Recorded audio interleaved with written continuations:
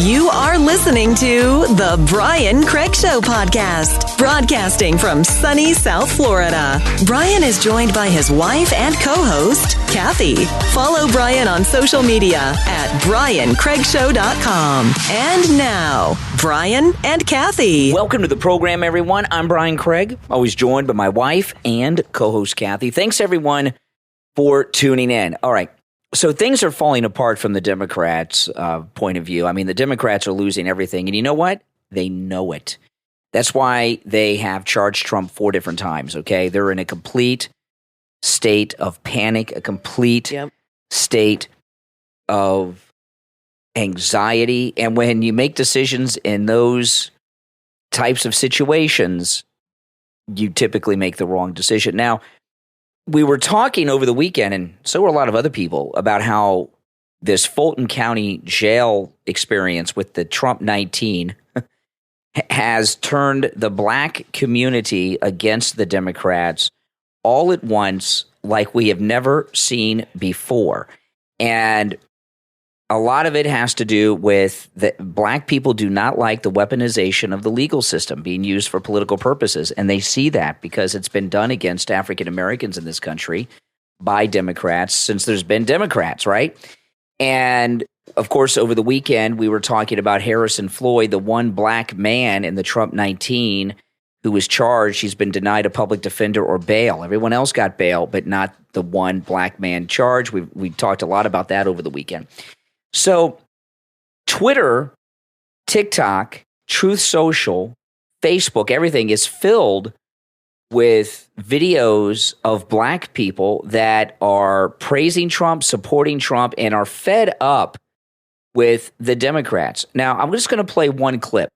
I could sit here and just do a whole show of these things, but it becomes repetitive. I just want to play one clip because this is a black woman, and so she's a double minority hit to the Democrats because she's a black person and a woman, okay? And it's amazing to me when you watch the mainstream corporate news during election cycles like we're in, they're always talking about demographic groups, about who has this group, who has that group. How many times have you heard them mention suburban moms and all this stuff? And we have this mass exodus of blacks from the Democrat Party who are being vocal about it. This is like what's going on with blacks right now in this country with the Democrat Party is like the walk away movement. Remember, Candace Owens called it Blexit. Was it Blexit? Blexit. Yeah, that's right, Blexit. Where is she in all this? I mean, that was her big thing, and I haven't even seen her. I don't know, anywhere trolling Cardi B. I or mean, something. I don't she know. should be. I don't know. Leading the charge on this. If she was a true Trump supporter, why isn't she getting involved? I don't know. But let me play this MIA one clip, and this is a very powerful statement. This is a black woman. She's talking about Trump, and this is over the weekend. Ask you a quick question. Yeah. So you are obviously a person of color like we are. Yeah. And we're supposed to not be Trump supporters. So what is it about Trump You know what? I'm going to tell you something right now. I was talking to my husband about it earlier. And when I really started educating myself and informing myself on Donald Trump, one thing that I'm passionate about is human trafficking, that especially of children. And when I really started digging into it, I saw that Trump also is a huge supporter. He donated recently $35 million to support human traffic survivors. Yep. That really struck a chord with my heart. And so when I started really looking into him, I'm about action, I'm not about words, okay? Yes, I like the fact that he says what's on his mind. I like the fact that he doesn't say what he thinks people want to hear from him. And to me, I know everything that he's done for the black communities, and I stand behind him. Beautiful. 100%. I'm not only a Trump supporter, I am a Trump lover. And for the longest time, I've been afraid to come out and say that. Well, here we go. Because I didn't want to lose my blackness or my black friends or whatever. But remember what Joe Biden said, if you vote for Trump, you ain't black. So if you have a problem figuring out whether you're for me or Trump, and you ain't black. That's what he said. That's what he said. What an idiot. Okay. What an idiot. What an idiot she said. So that's for sure. Okay. So this Blexit, this mass walk-away exodus of blacks from the Democrat Party is amazing. And so we actually, there's a couple different groups of blacks right now that we're talking about.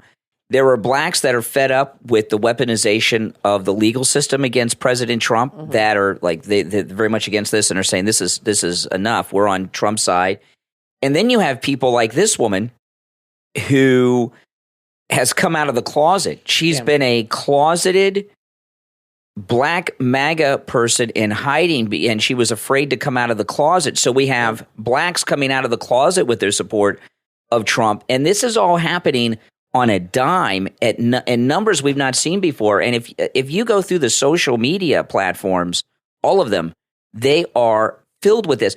In particular, TikTok. And I know a lot of people say, oh, TikTok, I don't use TikTok. TikTok is for young people, right?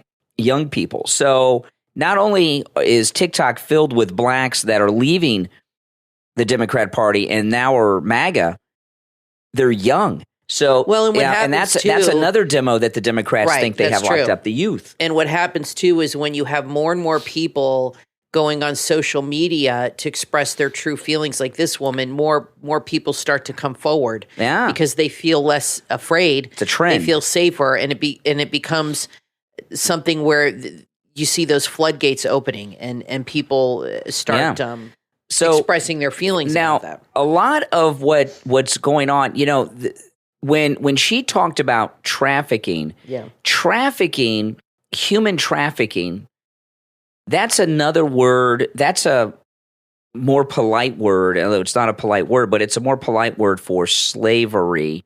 And trafficking is slavery, okay? Sure, that's what they did during the 18th century and before they were trafficking people. They were trafficking Africans into slavery. And now we have a slavery route going on at the southern border. Yep. And some of it is labor trafficking, some of it is sex trafficking. There's a mix.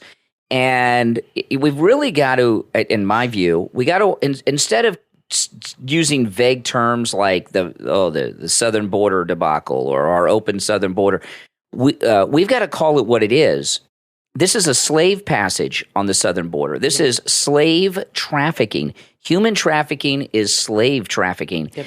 And it's being done for a number of reasons. One is the slavery for both labor and sex slavery. Okay, there's a lot of that going on, but it's different types of slavery than we've had in the past, because these are slaves that in some instances get paid low menial wages and think they're free because they're in Section 8 housing and got an Obama phone and stuff. But it's still slavery, and that's one of the reasons the border's open. Now, this talk of the Great Replacement theory. The Great Replacement theory is now evolving a little bit because we're seeing more of what the plan is. And what the plan with this is not replacing white people with non-white people. There's two goals with the southern border replacement going on. It's to replace black support of the Democrat Party, which is fleeing, with a new group of supporters of the Democrat Party because blacks are leaving. That's one. And then the other major purpose, and this is something people are starting to pick up on, okay, and are talking about, the immediate purpose of the southern border beyond the slavery aspect is they're trying to turn Texas blue. Texas has a lot of electoral votes, and if the Republicans, if we lose Texas, we've lost the country. Richard Nixon and Ronald Reagan both were Californians and won California. And because of the southern border and some other things in California, California is gone. It's blue forever. It cannot be saved, okay? And the Democrats were very successful in turning the home state of Richard Nixon and the great Ronald Reagan into a secure blue state forever and ever. Now that they've got that locked up, they're looking at other places too, like Arizona. But there's been a move going on for over 10 years to turn Texas blue. Beto used to talk about this. People even before Beto talk about turning Texas blue. That's what this is about more than anything else. And it's not just happening here. I saw a video on Twitter today on this island in Italy that has predominantly Italian. You go to Italy, it's predominantly Italians that live there. Like 95% are Catholic Italians. And they're even bringing in these people from these other countries, from Africa, South America, the Middle East, and other areas around there. into those areas. Into There's Europe. this island in Italy that now had a huge influx yesterday or this week of thousands of immigrants they're bringing in. So there is definitely something happening. It's like the global leaders have decided to do this for whatever purpose. It's always about money and control. And I think you're right. I think it's to affect the demographics. I think it's to affect the voting. And I believe that people that come, what they want to create is they want to destroy the middle class. And they want to create a class of people that are dependent on the government. Peasant class. And that are happy to be dependent on the government. They want to bring back like a medieval system. And these people that come from these very poor third world countries are very happy to get government handouts, a lot of them, and live off the government and get their government check as long as they vote and keep these people in power. And I believe it has a lot to do with that. And I think that's why they're bringing in illegals and immigrants into other countries. The leaders are allowing this to happen. And New York has a real problem with this. And, you know, a lot of people say, well, they vote Democrat. That's true. And so, you know, they get what they deserve. That's true. The problem with New York, and I saw in California too, with Eric Adams with his election, a very, very small percentage of people voted. You need to get out and vote. Don't assume because, like, our daughter moved to California, right? She's a Republican. She's going to register out there. And she's like, well, I don't even know if I'm going to bother voting. I said, Emily, don't do that. Don't assume that your vote doesn't count. And a lot of people in these blue states don't vote because they just assume it won't matter. And that's why they keep winning these things. I want to say real quick that they set the date for the Trump. Are we going to get into that? Because he said he's going to appeal that date. They set the date for the Trump trial, for the D.C. trial, and it's going to be the day before Super Tuesday in March. I mean, you don't think this is planned? Come on. And now I retweeted for you to play the new narrative on social media, and this was on MSNBC. You could play it or I could play it, is that DeSantis is gaining momentum now. I heard clips on Fox. I saw some clips from Outnumbered today. They were just promoting him like crazy. And now on CBS and MSNBC, they're saying that he's got a huge bump. He's at 29% now, and that he's gaining momentum. So those messages are powerful. They can affect people. Well, before we get into DeSantis, I want to talk to everyone about the My Pillow pet beds. You know, we have the My Pillow pet beds, and we have the biggest size that they come in. And our little stray kitten, Luna, she loves the My Pillow pet bed. She was sleeping on it the other day. Yeah, she's been sleeping on it a lot, and she loves it. The My Pillow pet bed comes in, let's see, 3, 6, 7 different colors, and it has inside of it the same patented fill that are in the My Pillows. And it's completely 100% machine washable and dryable. We have 2 of them. We've had them for a long, long time. And when you wash and dry them, they're like new. And you get the entire pet bed inside and out, perfectly clean. Unlike these other pet beds, we've tried them all. The My Pillow pet bed is just $19.99 with our promo code Kane at checkout, Kane. That's $19.99 with our promo code Kane at checkout, Kane. Your furry family member will, like our dogs, our cats, love the My Pillow pet bed. Just $19.99 when you check out at mypillow.com with our promo code Kane at checkout, Kane. All right, so President Trump posted on Truth Social today something about Ron DeSantis that has people freaking out. Ron DeSantis is all over the news. Don't buy this stuff that he's gaining momentum. That's not true. Let me play that clip before you get into I'll play this. it in just let me. You have let the me, MSNBC clip. I'll play that in a minute. It. But let me read this post from Donald Trump first. This is on Truth Social. This was today.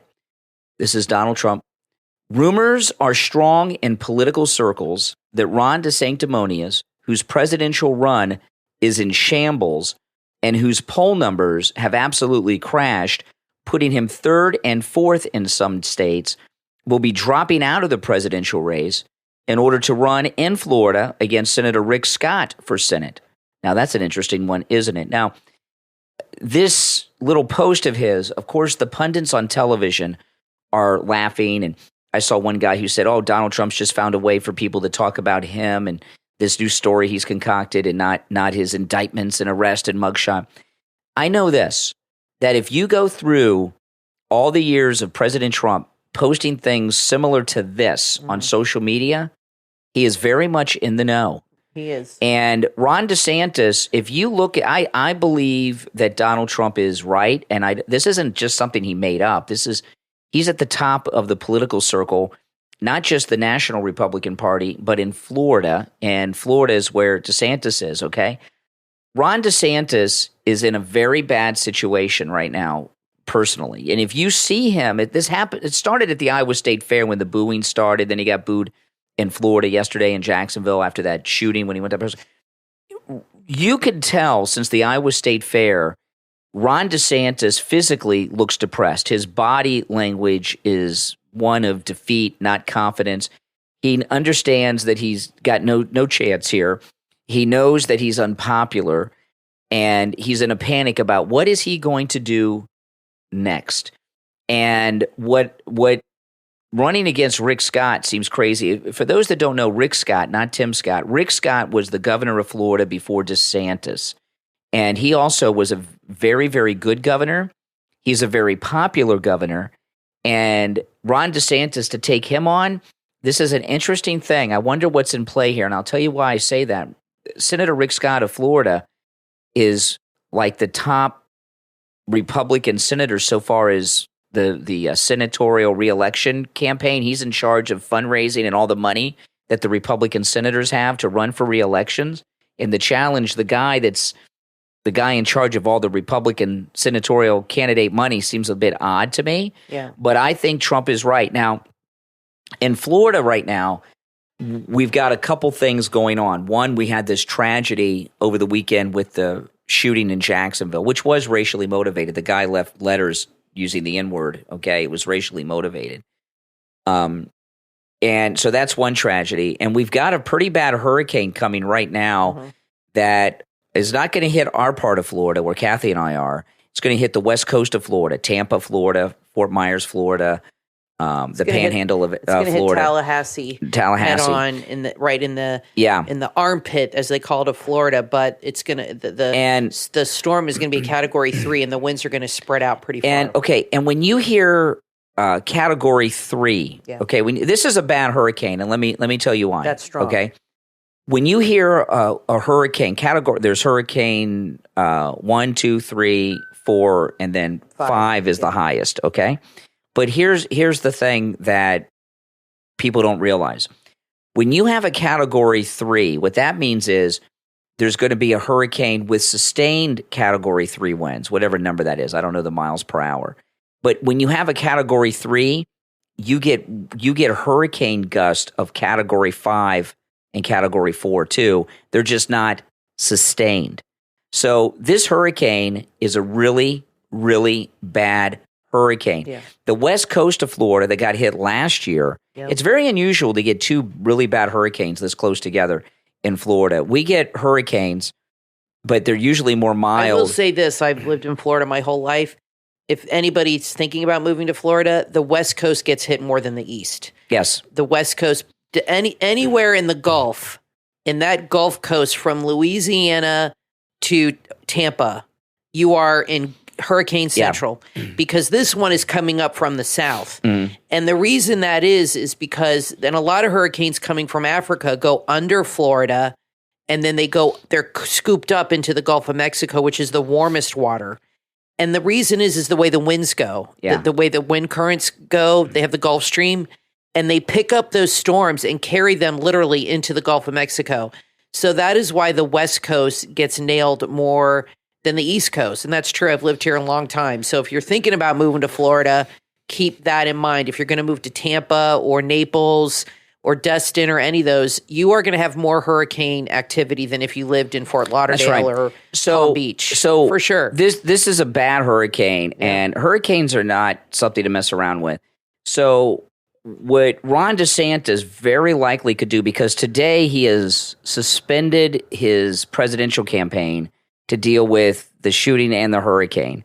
I've been predicting this for months, and in the last few weeks I've been talking about it a lot. You guys will remember when I point this out.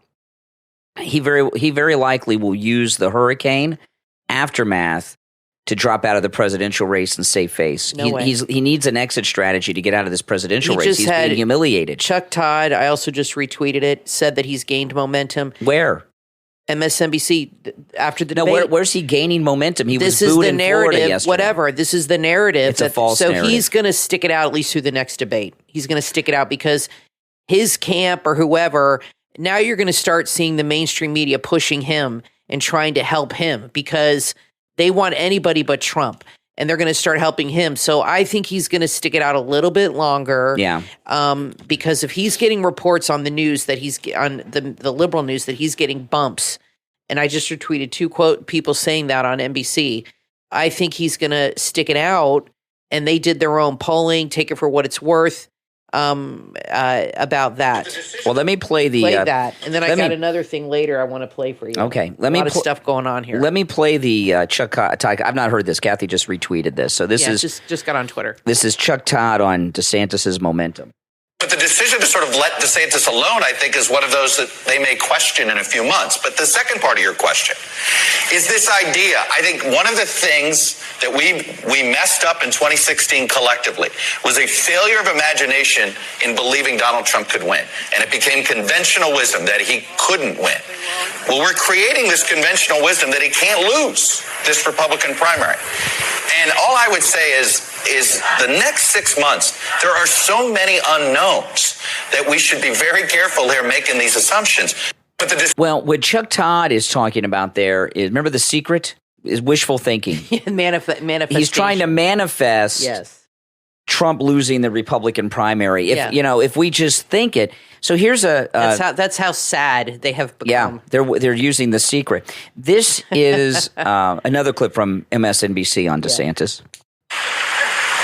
Well, look, Alex, no surprise that Iowa was the first stop for Governor DeSantis after that debate where he is trying to capitalize on the momentum on that win that you mentioned. Polls are indicating for the Florida governor because this is a state where he is investing really heavily. And look, from what we're seeing on the ground here, he does seem to be getting a lot of momentum. We're in a very small town right now, and he had a pretty good-sized crowd at a VFW hall here. And I got to tell you, Alex, look, I know the numbers show Trump is way ahead in the polls, but when you are on the ground here, it does not feel like Trump has this in the bag.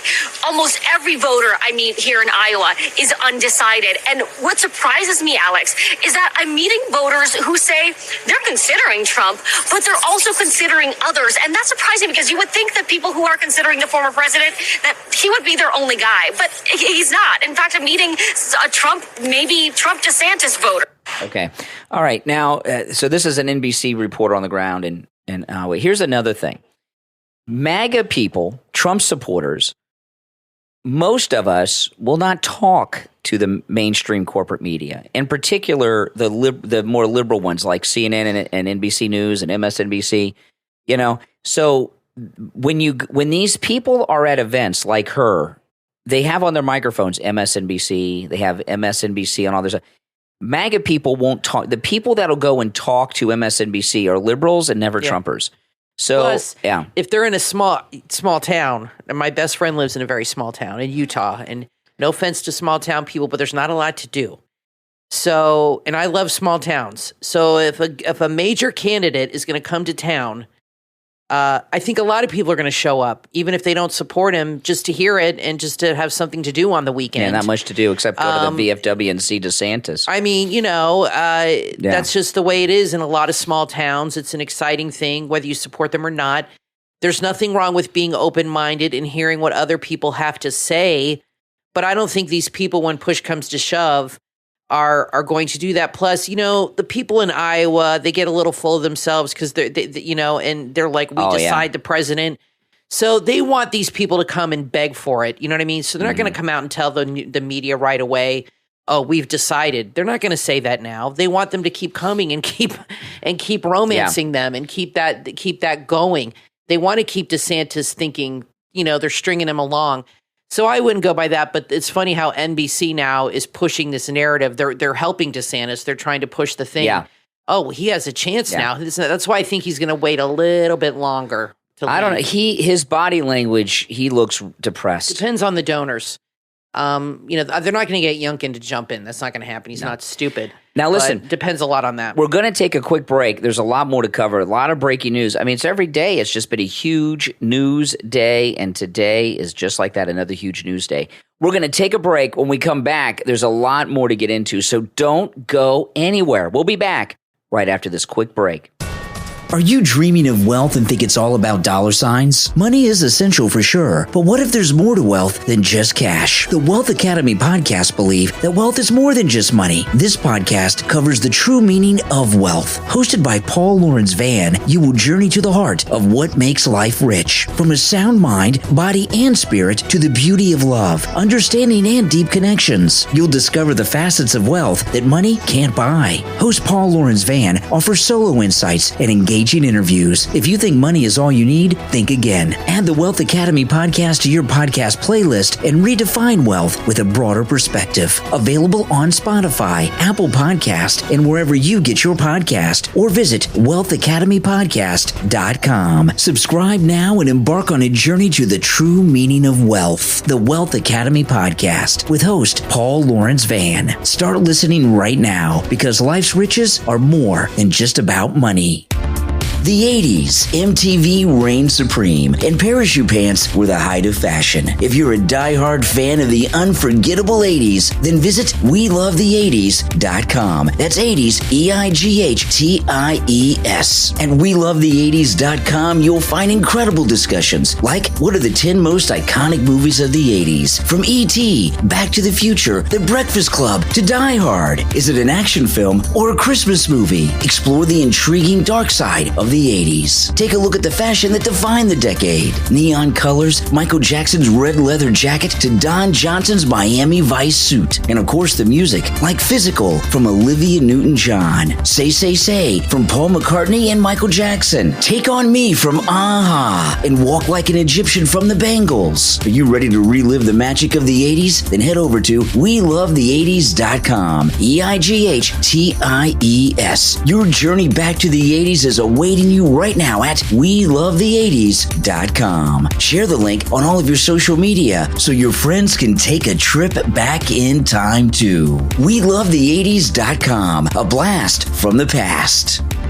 Are you looking for the perfect blend of chill vibes and American spirit? Then check out Lo-Fi Spot USA on YouTube. On Lo-Fi Spot USA on YouTube, you'll find the finest lo-fi tunes from coast to coast. From the bustling streets of New York City to the mellow vibes of California's beaches. With Lo-Fi Spot USA on YouTube, you'll ignite your focus, spark your creativity, or you can simply drift into relaxation. They feature tracks from emerging stars and beloved lo-fi legends, all delivering that distinct American flavor. Lo-Fi Spot USA on YouTube. Subscribe right now and don't miss a beat. Share the channel on all your social media so your friends can sub too. Lo-Fi Spot USA on YouTube. Let's redefine relaxation together.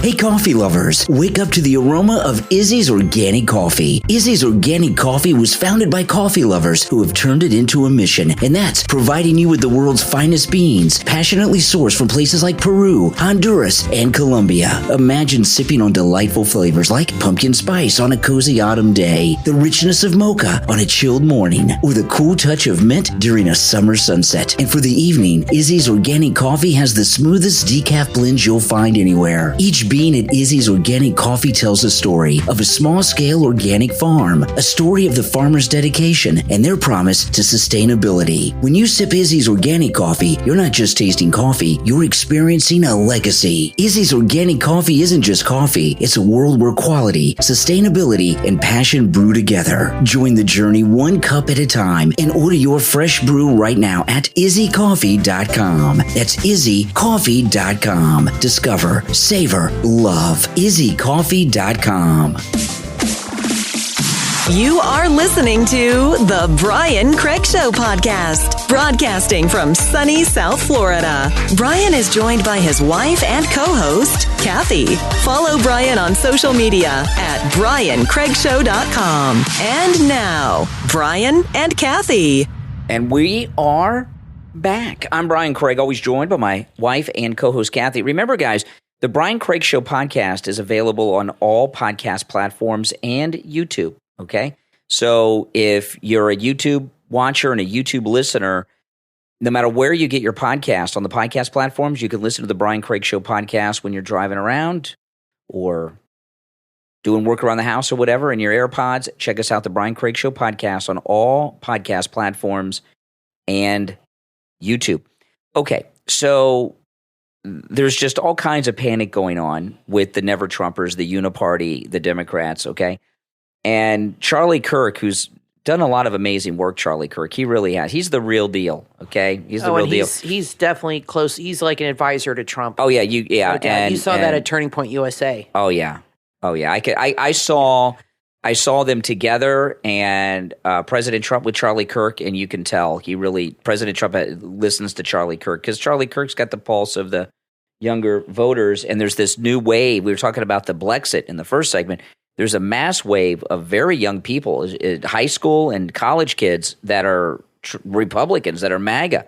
That's a big deal because, when we were in high school and middle school, and there were younger Republicans, but they were all dorks, guys that wore penny loafers and blue blazers and khakis, and they had no girlfriends. Like Tucker. Yeah, they like Tucker Carlson. He still dresses like the polo ad. Yeah, they like Tucker Carlson, but they were geeks and everything else. And now the cool kids are the Trump people, are the Republicans.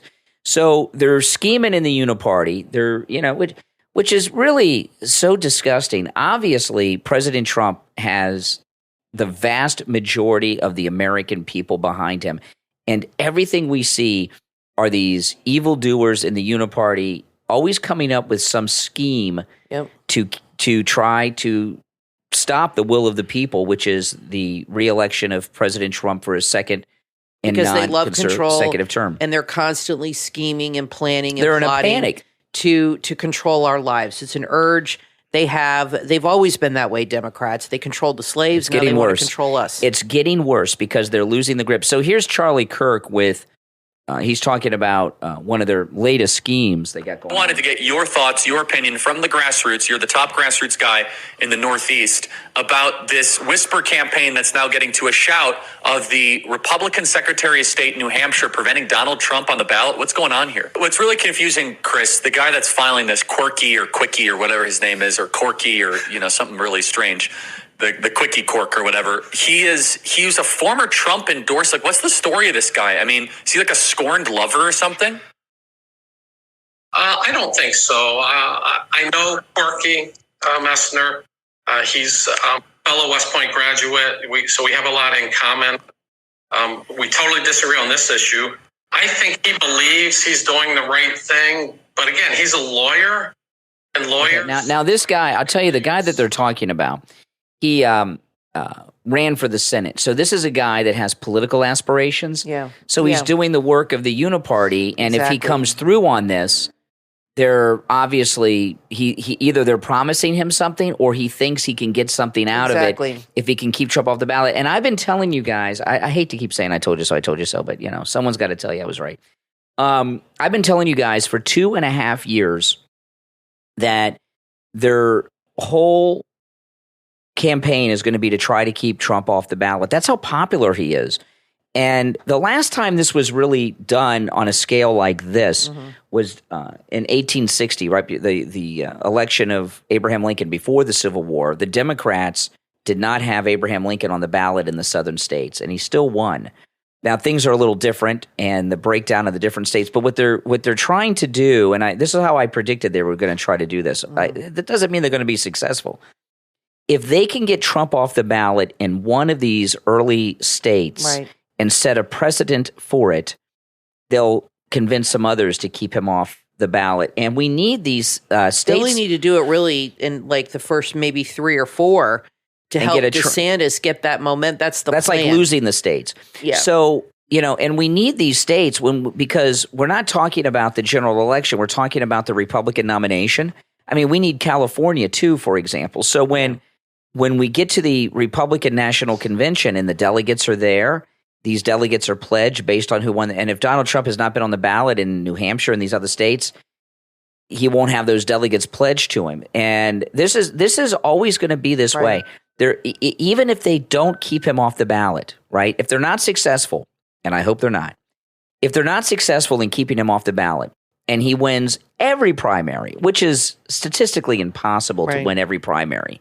But this guy's different. I think he will. I think he's going to do better So- this time than ever. I really do. If Donald Trump wins every primary, when they go to the convention, the Uniparty are going to try to have a brokered convention and give the nomination to somebody else other than him. That won't work. Even if he won every primary. You know why that they're won't never work? going to stop. Because that is career suicide for those guys. Because the will of the people will be so strong. And, human nature is when you tell them they can't do something, they want to do it. That's what Eric Trump said that about his dad. And I think a lot of people, including myself, are that way. And if they try to keep him off the ballot, that's going to make people even more resolute to vote for him. So let them try, because they will get so many phone calls and emails from their voters to tell them, if you do that, you're done. You're done. I'm not voting for you. And that scares them more than anything, is getting phone calls and emails from people saying, I am not going to vote for you ever again. That scares the shit out of them. I'm sorry, but that's the way it is. They're not going to be able to do that. He is going to do very well in this primary.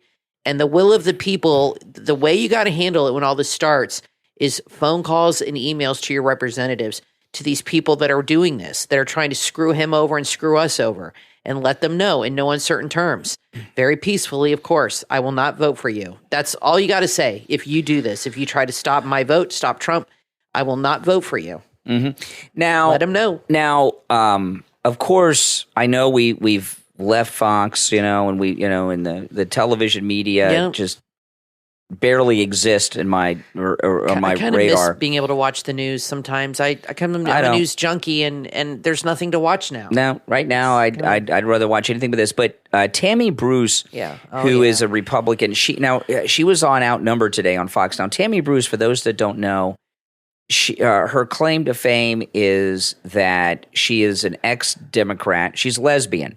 And she was the head of the Los Angeles chapter of the National Organization for Women for a long time. Oh. And then she woke up and became a Republican many years ago, Tammy Bruce. And I know it doesn't seem like a big deal now because the National Organization for Women, I don't even know if they exist anymore. You don't hear about them anymore. No, you don't. But they used to be the most vocal, liberal, activist organization you ever have heard. I mean, and they were nasty and very entitled. And what happened with usually they were called NOW, the National Organization for Women. What happened to them is Bill Clinton put them out of business. That's right. The National Organization for Women was a very left-wing activist organization that fought for the rights of women. Sometimes it was abortion, sometimes it was against sexual harassment in the workplace, et cetera, et cetera. And when Bill Clinton was sexually assaulting and harassing women in the White House, the National Organization for Women went on a campaign to defend Bill Clinton and defame the women who were being sexually assaulted and harassed by him. And the National Organization for Women, I'm sure still exists, but it's a tiny little thing now compared. It used to be a massive national organization. In fact, you could not turn on any of the news on any topic of the day, no matter what it was. It could be a terrorist event or it could be a shooting like the one in Jacksonville. They would have a spokesperson on from the National Organization for Women giving their take on it, and you don't see them anymore. So anyway, that's her claim to fame. And she's a conservative, been a conservative for many years, Tammy Bruce. She was on Outnumbered today, and of course, in full Ron DeSantis mode. Let's listen to some of this. Tammy Bruce on Outnumbered today on DeSantis. When it came to funds, and that local leader stepped up. And what I noticed, and this is what I think has to be discussed, is that when she said there's no politics today, right? There's no parties. That's when you heard more applause. It was a few voices that were drowning out. And then when people were, told to let's back up a little bit, they appreciated that. What's your take? Interestingly, both of those examples of leadership sort of represented the level that they represent. Okay, now what they're talking about is, just to give you a little more background, Ron DeSantis went to Jacksonville, spoke to a group yesterday and got booed after the shooting, and they're talking about how brave he was to stand there. We'll play a little bit more, and then we'll talk about it. We had the federal level coming in steady and strong like an oak, saying, this is the funding that I'm going to give. My deepest condolences. My heart breaks with you. And then the local councilwoman who says, hold on, guys, a bullet knows no party. Let's let this governor speak. Let's let him lead. Okay. Now, a couple things here. Cannot stand her. This thing in Jacksonville, they're talking about money. Yeah. The shooting happened at this Dollar General store, and what had happened, this racist monster that did this, he went to a black college first, and that's where it looked as if he was planning on doing his shooting spree, and there was a security guard there, I'm assuming armed, and like these other coward mass shooters, he left because there was somebody there with a gun, so he went to a place that was not guarded by a security guard with a gun. Sadly, it was the Dollar General and did his evilness there. Now, for some reason, these leaders in Jacksonville, Florida, is the biggest city in Florida. It's one of the biggest cities in America, and it's a city that's a county. It's massive. Duval County. It's bigger than Miami. It's bigger than it's like Miami-Dade. It's a city and a county. It's bigger. It's the size of Jacksonville, and it's 100%. I think it's the largest county in the country. Yeah, and it's city. It's also 100% Democrat. So here we have these god-awful murders that have taken place by this monster. Yeah. And what do we have? We have these local Democrat leaders wanting money given to them. And so Ron DeSantis goes up there to tell them that money is coming. Well, what's the money for? I heard them say that some of it's for the black college. Well, the black college isn't where the event happened. It happened at the Dollar store, the Dollar General store. When he was getting booed, there was a black representative, a woman that stepped in to defend him. And she's the one who said, the gun doesn't know the party. Then she said, he's bringing gifts. He's bringing gifts. That's good. That's all I care about is that he's bringing gifts. Yeah. What the hell does that mean? And I found... So that you bribed them and you're good? I found Ron DeSantis. Who I was thinking when I saw Ron DeSantis with the black community in Jacksonville in the aftermath of this terrible shooting. It reminded me of Mayor Pete. There was an officer-involved shooting of a black man in South Bend when he was running for president and he was still mayor, and he went back to the community. It was very uncomfortable. It was very strange. And what kind of Republican, after a shooting like this, just goes with a checkbook of taxpayer money and starts writing off checks to pay off the local officials to come out and praise him? And that was that is not a Republican way. I don't think he wanted that to be public. I don't think that was meant to go out on TV. And that woman grabbed the mic and made it known. That tells you the kind of person he is, that he shows up writing checks, buying favors, giving money and buying favors. Yeah. So but he got booed anyway. So it backfired. He wasted his money on that. And then she came in. Obviously, she got a big fat check. And she comes in and says, well, I got gifts. We got gifts. So that's all that matters. No, that's not what matters. That means that he's buying your votes and that he's going in there because it's a photo op and he's buying his way in. You're right, what Democrats do. That's what Chuck Schumer does with these people and that don't like him and then or whatever, and then he comes in there with a checkbook and all of a sudden they're his best friend. And the money that he is promising isn't to the people or the victim families in Jacksonville, is to the local politicians. Exactly. So they'll say good things about right. him. What is her check for? Well, what the hell is that going to? This is the thing. He's not polling well with blacks because of this slavery curriculum. So he's buying off some black support, Ron DeSantis in Jacksonville. And I'll tell you, I know I'm not going to play the rest of this outnumbered segment from Fox today. But I was really disappointed in Tammy Bruce. I watched the whole thing here. I just don't want to play it all for you guys. They went on to talk about how, and others are saying this too. Well, this is Jacksonville. It's Democrat. This is a group of people that historically don't support Republicans. Ron DeSantis is so unpopular in Florida that no matter where he were to go in Florida, he would be booed like that unless they controlled the crowd with his supporters. Yeah. If it was just an organic crowd in Florida, the Democrats hate him, the blacks hate him, and MAGA hate him. He is hated in Florida. If in Florida we had a recall process like they have in other states, California, Wisconsin, where they've had these with governors, if we had a recall system in Florida, he'd be out. There'd be a recall movement, and he'd be in big trouble. I think he would be recalled. I don't think he would win a recall vote, but we don't have that system in Florida, so we're stuck with him. But what is going on with him and Newsom? Like, I read an article today in the Daily Mail that Newsom is being accused of running a shadow government or shadow campaign because he's going to debate which DeSantis. is illegal. Right. And why doesn't he just grow a pair and run against Biden? I don't know what he's doing. Why doesn't he throw his hat in and challenge the guy? Yeah. What is this all about with this campaign that they're running against what's really going on? It's weird. They have this him and DeSantis. They got a weird thing going. They have this debate coming up. DeSantis. I have never seen Newsom. anything like that. Have you? Where two people that are governors that aren't even weird. running against each other, debating each other. It's weird. These two got a thing for each other, but they're planning something. And I don't get Kathy, what Newsom that's another problem with DeSantis. He's obviously in collusion with Newsom to make it look like they're the front runners in the presidential race.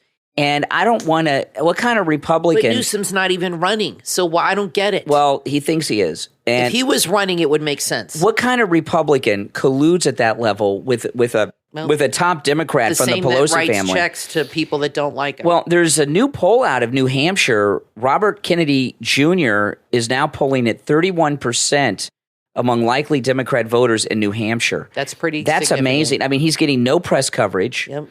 He doesn't have the big donors behind him. He'll get press coverage if he starts winning. This primary. That's amazing. I mean, he may not win these primaries, but he may finish in such a close second that he'll gain momentum after these early states. That could happen too, and it has happened in the past. So, listen, we're going to take our last break. When we get back, there is a lot more to talk about. Don't go anywhere. We'll be back right after this quick break.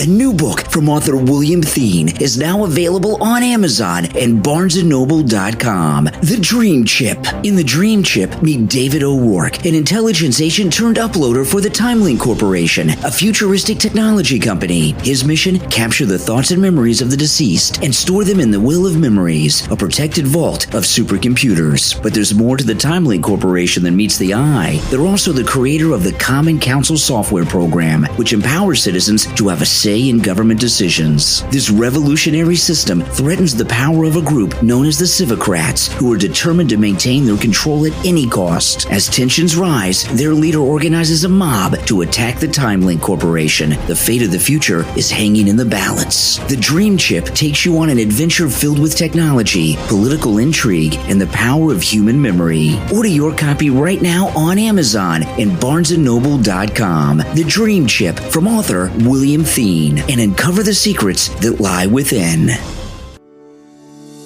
From author Gary L. Bausch comes the inspiring book, Never Waste a Perfectly Good Terminal Disease, available on Amazon. This heartfelt book uplifts individuals facing the challenges of Lou Gehrig's disease, or ALS, and anyone dealing with a serious, incurable illness or debilitating condition. Filled with hope and encouragement, it guides readers to embrace practical daily living with joy and cherish the present moment. By emphasizing the strength of faith, the book shows that hope can triumph over personal power when dealing with severe disease.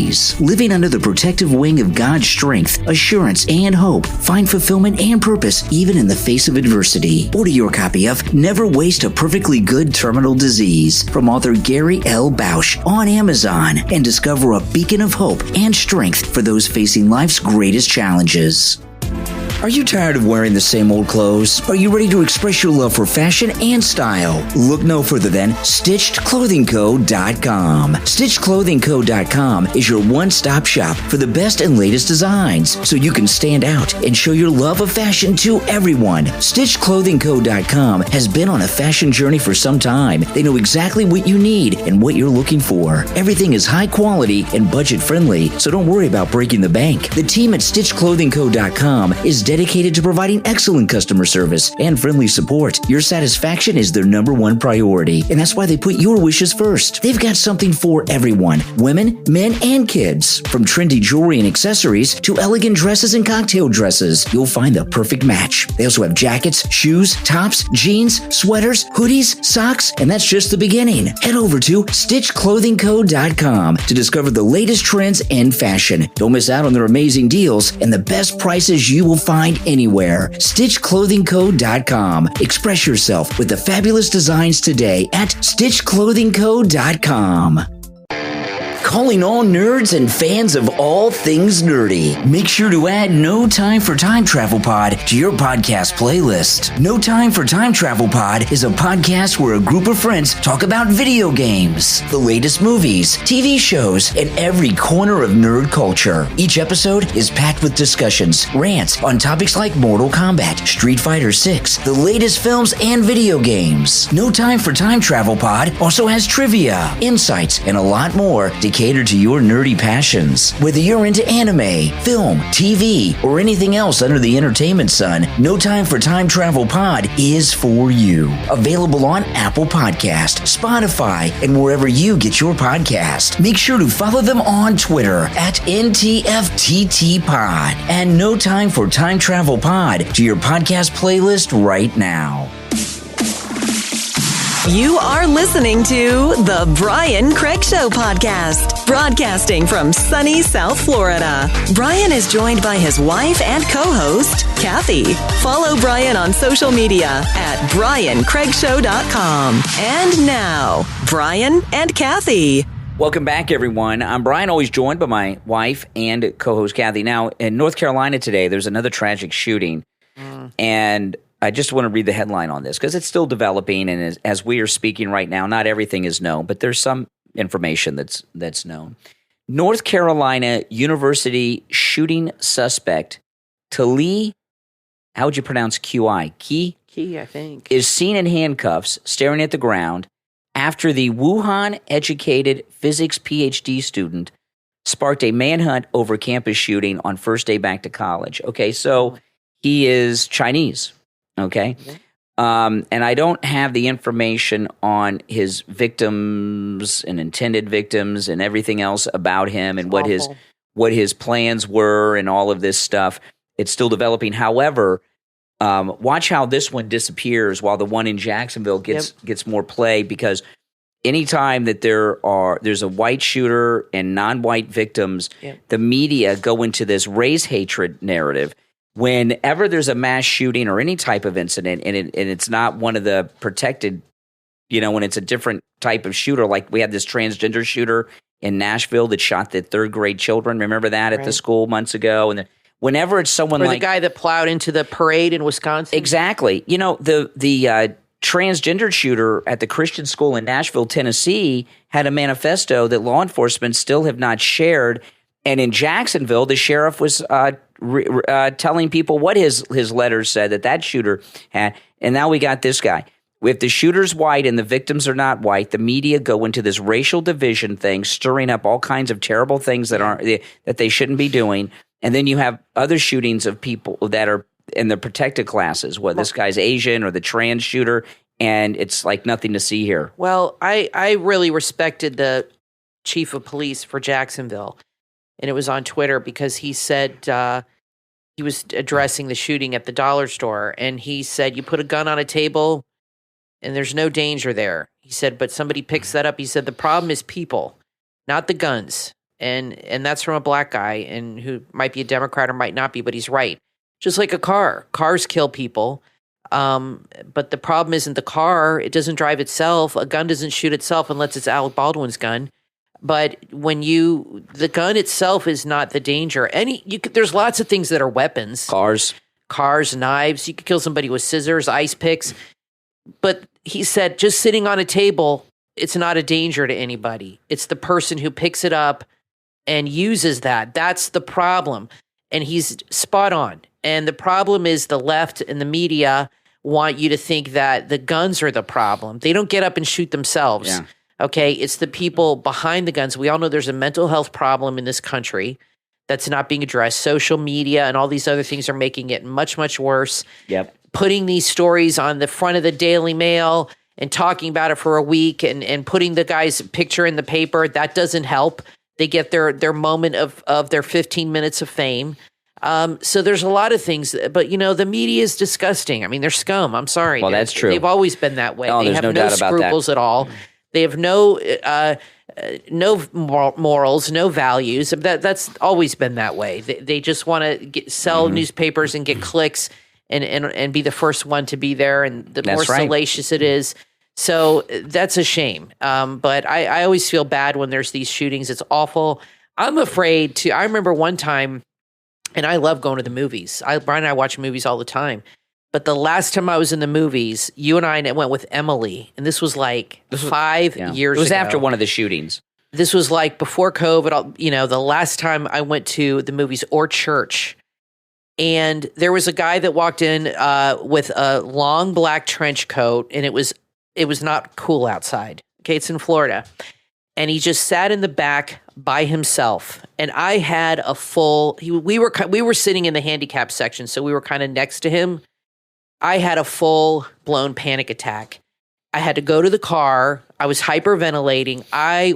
You and Emily were like, calm down. It's no big deal. And you guys wouldn't leave. But I sat in the car for an hour and a half. I had a complete breakdown I was terrified.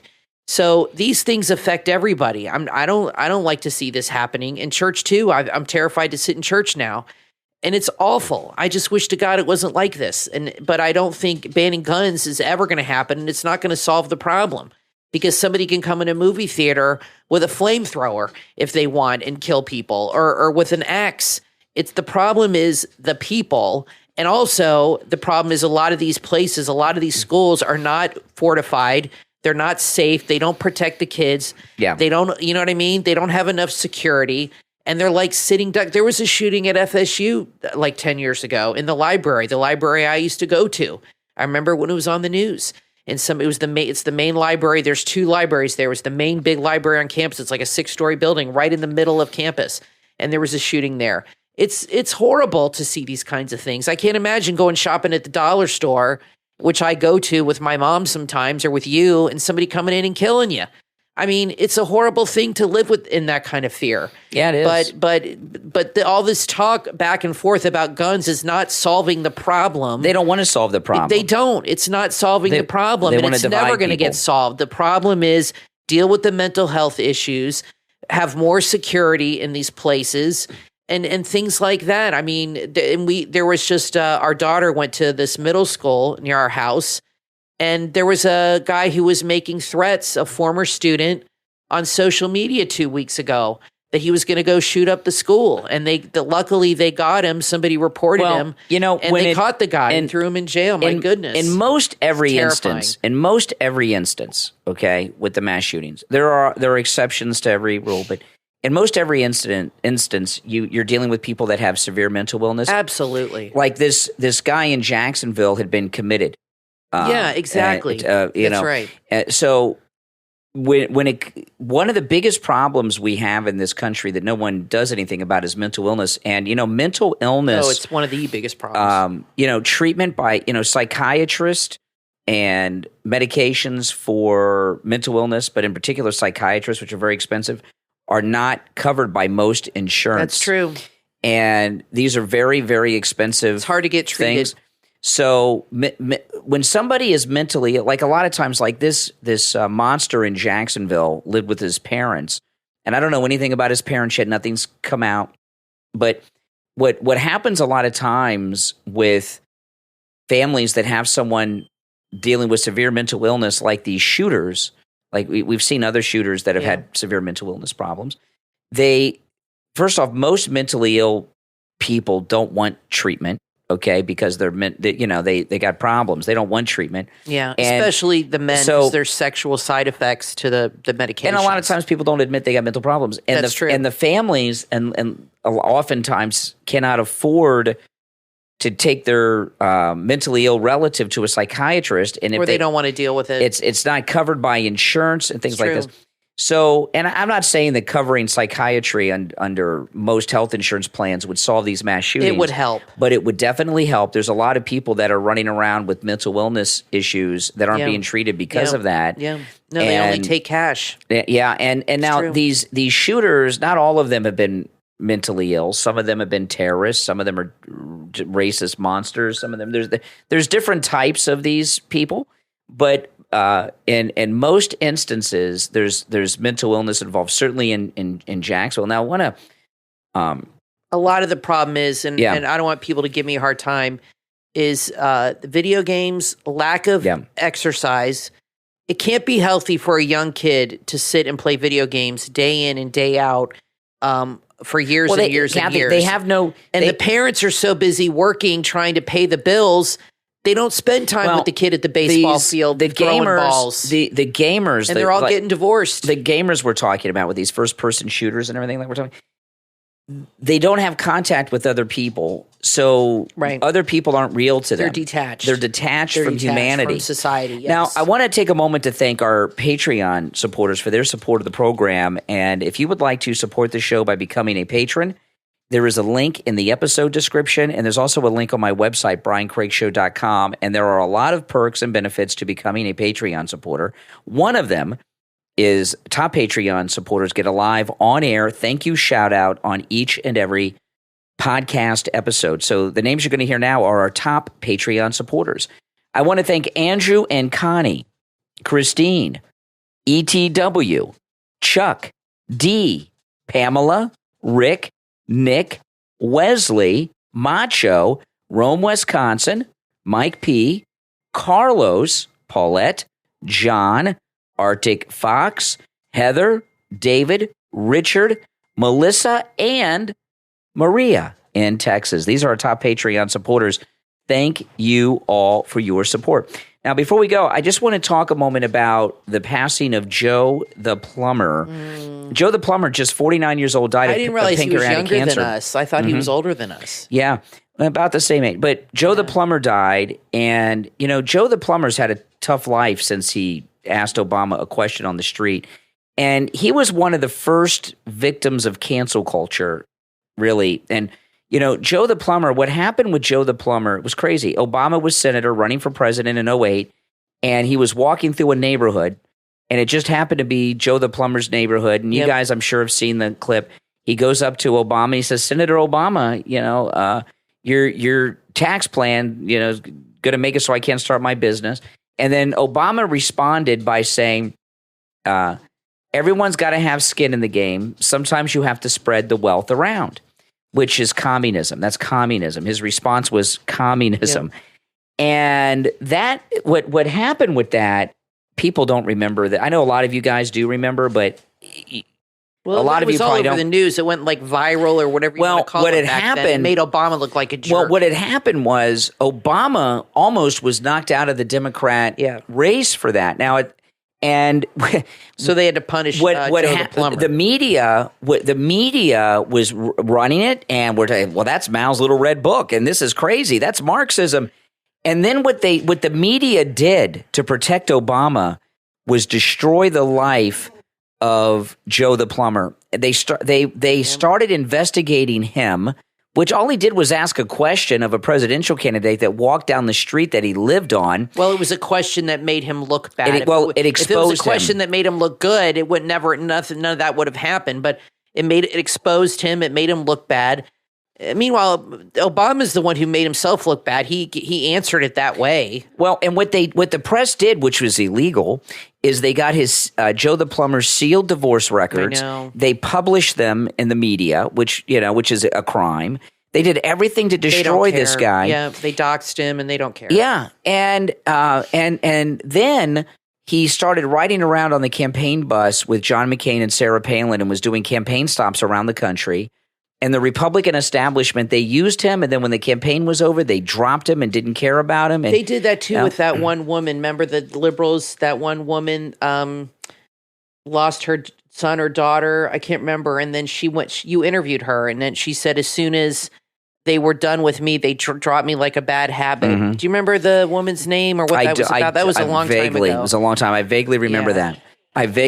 But Joe the Plumber, you know, I don't know if he's the first victim of cancel culture, but social media was new then. Remember, Obama thought he was cool because he had a BlackBerry, right? That's how long ago it was. Yeah. But he definitely was a victim of cancel culture, and he dealt with years of harassment because everywhere he went, he was Joe the Plumber, and he just really could. He had a tough life since 2008, and to die of pancreatic cancer at 49, he was a good guy. And I miss Joe the Plumber. I wish he was still around and was traveling around with President Trump. Well, listen, everyone, thanks for tuning in. My name is Brian Craig, always joined by my wife and co-host Kathy. We'll talk to you next time. Are you ready to unlock your child's creativity and imagination? Introducing B-Block's Building Block STEM toy that offers endless possibilities for building and fun. Available online at amazon.com/B-Blocks. That's BEBLOX. With B-Block's Building Block STEM toy, the building adventures are limitless. They're available in 2 sets, 250 pieces and 500 pieces. The more pieces you have, the more you can create. These vibrant and sturdy building tiles come in 8 different colors, allowing your child to explore colors, shapes, and designs in an exciting and fun way. It's a tool for learning development by stimulating creativity. These STEM projects enhance fine motor skills, hand-eye coordination, and even introduce basic geometry as well as architectural concepts. Whether it's a birthday or any occasion, B-Block's Building Block STEM toy makes a smart gift idea for both boys and girls aged 4 to 12. Don't miss out on this incredible STEM toy that sparks imagination and learning. Go right now to amazon.com/B-Blocks. That's BEBLOX. Amazon.com/B-Blocks.